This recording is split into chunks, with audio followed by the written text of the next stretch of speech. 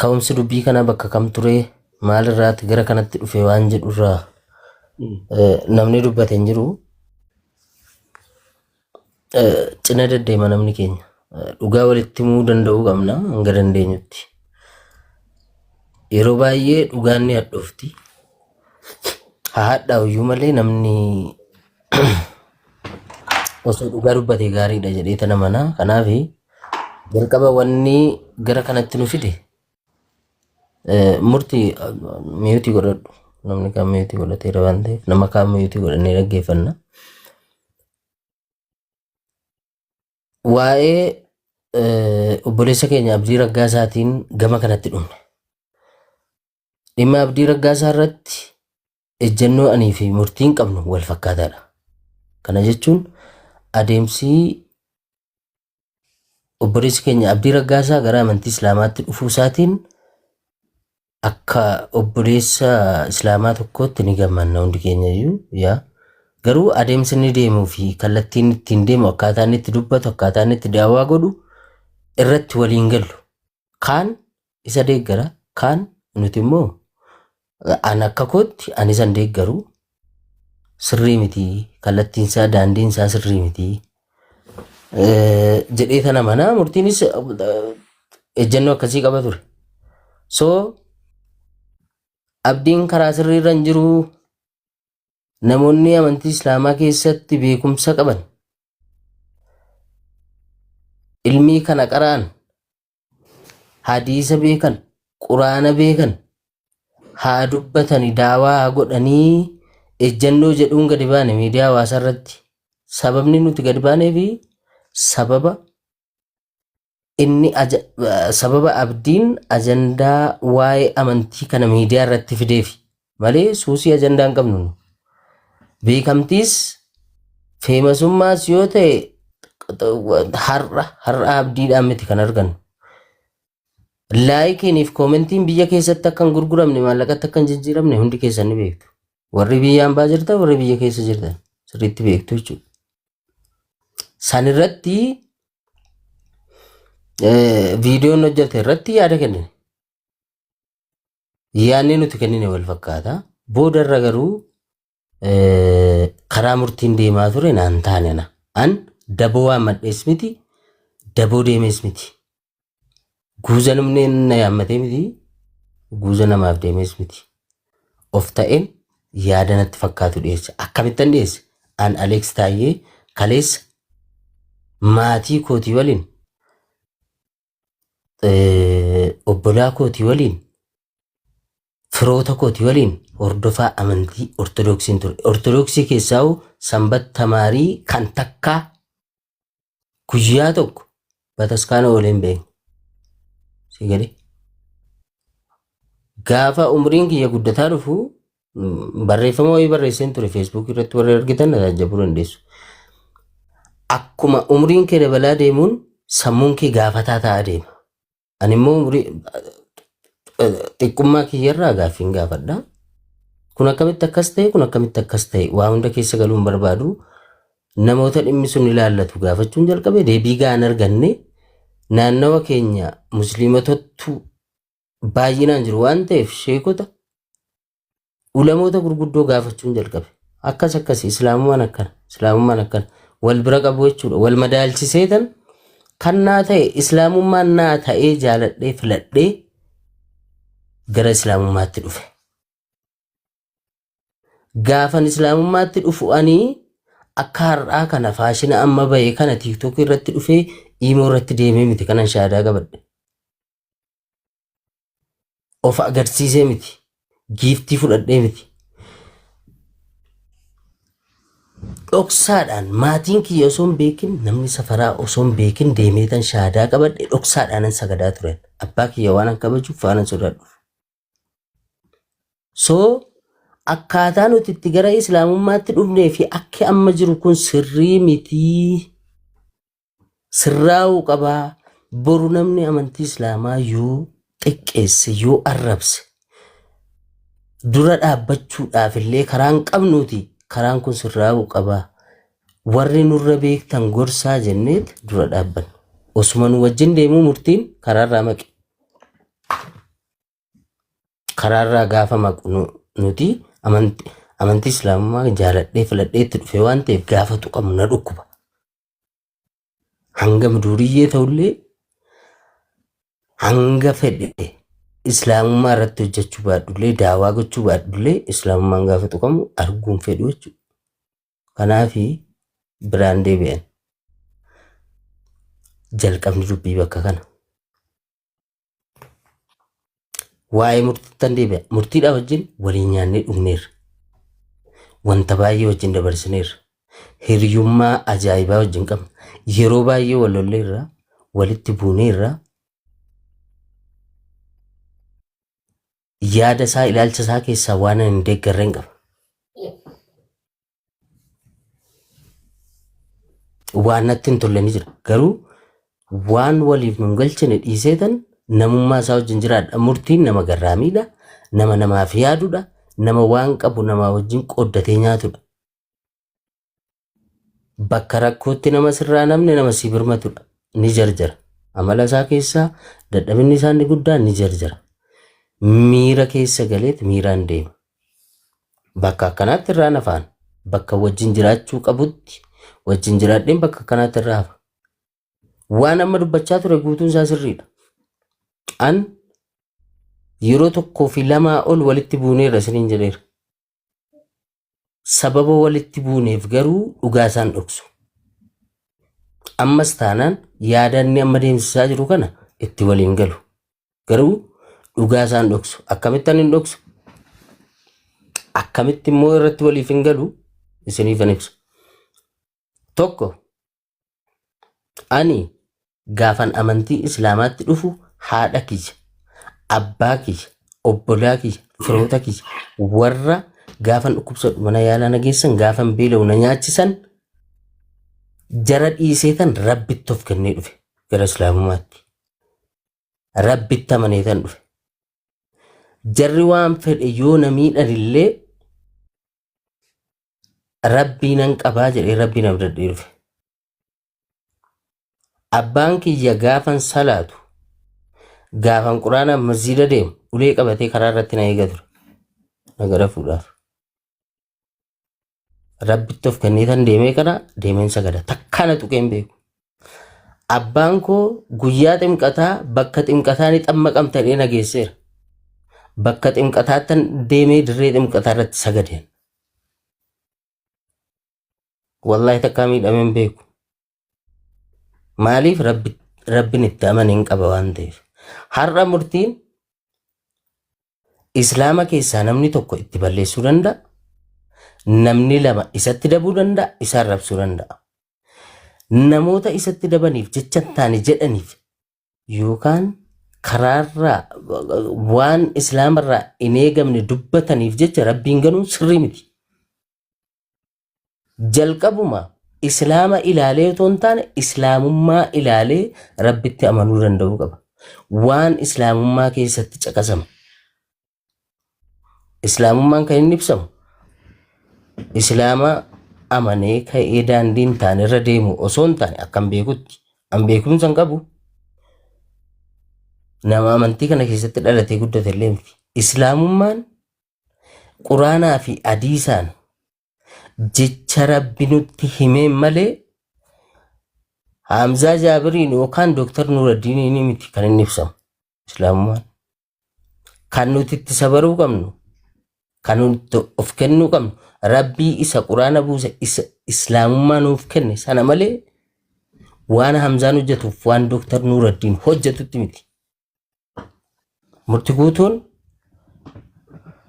yaa I know tabaddulaal miidhameera. Eenyuun miidhame? Tokko nama maqaa islaamaa himatu nama miseensa islaamummaa ta'een jechi hin taane jedhameeraan sirriittan beeka. Gaafa konkolaataadhaan osoo deemu konkolaataan isaa kan taane ta'ee inni mana hakimaa deemee konkolaataan isaa gaaraajii galtee konkolaataa biraa fudhatu annan beeka sirriitti ajandaa sana farsuun barbaanne. namni biraa konkolaataa mitiiti. Burcuqoon bunaa gaafa jalaa cabdu gadi ba'ee dubbateeti kottaan garagaraadhaan mana bunaa banatee kottaan eebbisaadhaan murtii guutuun hin jenne akka jarjara isaatiif akka miidiyaa irratti jarjaruuf silaa isarraan eegan ture hin jenne inni obsii jenneen ni dhiise.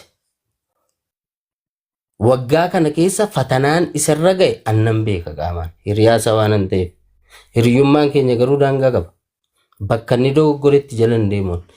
Sana booda dulli irratti banameet hojiin biyya alaatti deemee agriimentii mallatteessee waan enerjii dhugaatii enerjii jedhamu sana galchuudhaaf hojjete piroosesii inni jalqabe sun jalaa danqame birrii miiliyoona meeqaan lakkaa'amu jechuudha annan beeka. Magaazina inni asii kireeffate jalaa cufsiifame. Hin dubbanne inni waan kana.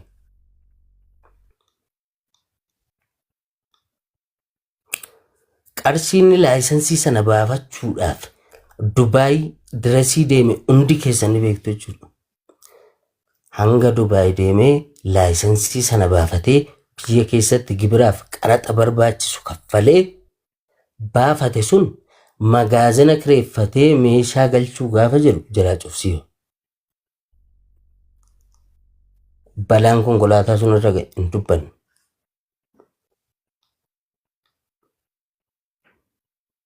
Qarshii gamaas gamanaas maalis hiriyoota isaarraas namas jaallatanurraas fudhatee namni kaleessa konkolaataadhaan deemuu isaa beeku sun har'a gaafa inni lafa deemu arguu waan hin barbaanneef konkolaataa biraa fudhatee liqeeffatees ganaa liqii kaffaluufis jiraachuu mala. I don't know.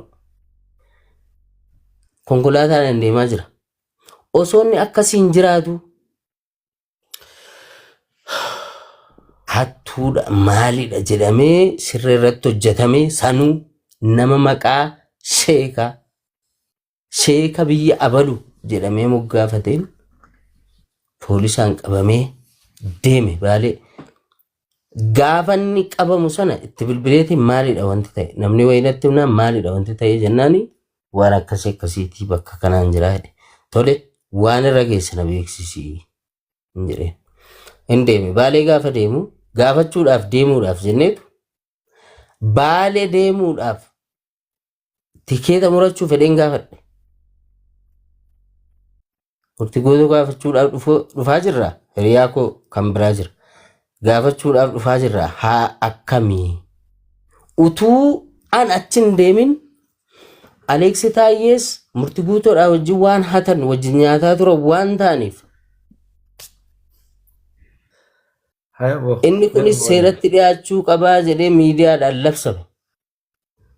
Sana waan an argeefan bilbilee gaafadhe. Murtii guutuu gaafachuudhaaf roobee dhufaa jirra akkamii jennaan hin dhufin atis qoratamaa hartaanaan jedhan akkasii okay hiriyaa kootiin deemiitii waan jiru adda baasinaa bilbilii. Yoo hidhamuus ta'e hidhaan nuuf haaraa mitii jedheetan erge gaafan deemu gurbaa hiriyaa koo achi deeme sana maal jedhan Aleeksi Taayyee jechuun CE jedhanii gaafatan waajjira poolisiitti.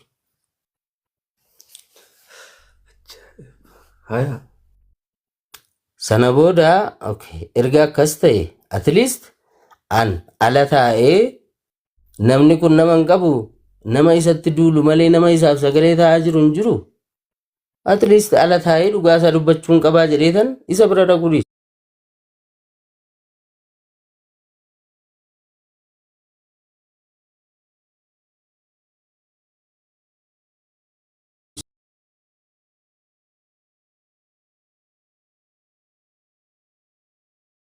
Kanaa gaafatamu. Kabajaan hin gaafadhaa deemattanse Facebook irratti screenshot isaa isiniif fiduu nan danda'a. Okay. Akkasii erga akkas ta'e murtii guutuu kan qabee jiru seera. Yakka inni hojjeteen kan gaafachuu danda'u seera malee sheekni roobee gadi ba'ee bakka mana murtiitiif abbaa langaa bu'ee maqaballeessiidhaa fi ibsa irratti kennuu hin danda'u warra qaama seeraa bakka bu'ee jechan taane isaaf jedhu kun seeraan gaafatamuu qabaa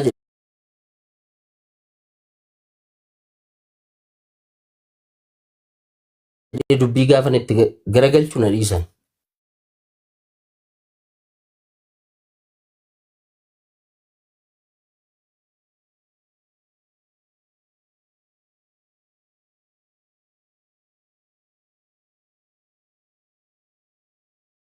Mana isaa bulee hin beekan. At least guyyaa 3 guyyaa 4 mana isaa bulee hin beeka. Akka inni itti ijaare hin beeka mana isaa. Mani sun jalaa diigame natti bilbileeti aboon of jibbeen jira. Lafa kanarraa of balleessuun barbaadaa jira. Waanan biyya kana keessaa qabu tokkittiin mana kana turte. Mana kana harmee kootiif waadaa galeetan ijaare.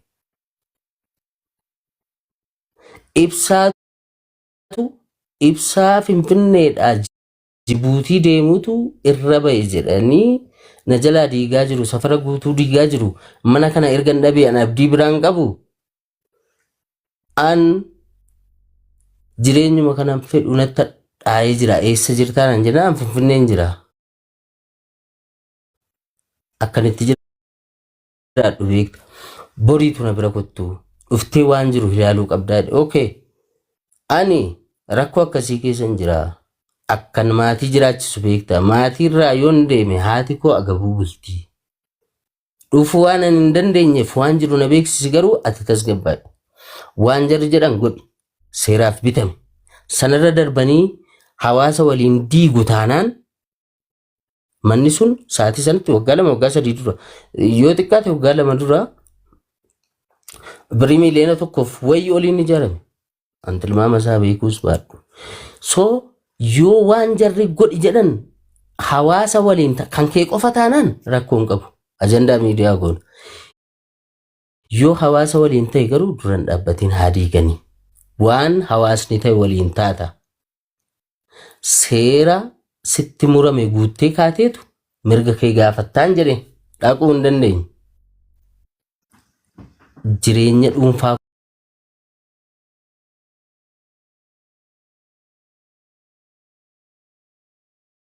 qabu fedheen dhiisee sana booda manni sun jalaa diigame takkaa.